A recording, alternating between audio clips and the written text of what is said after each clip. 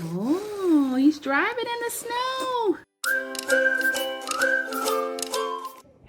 So this activity was inspired by S is for Snowman, God's Wintertime alphabet. So for this activity, all you're gonna need is some baking soda, shaving cream, and a measuring cup.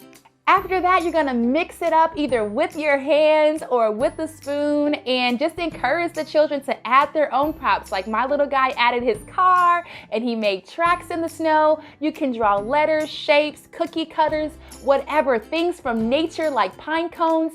Make it as interactive, and I promise you this is an activity that your little ones are gonna love. Go ahead, push it down. Push it on the tree. So question of the day, let me know in the chat below, what other winter themed activities do you really enjoy doing in your class or in your home?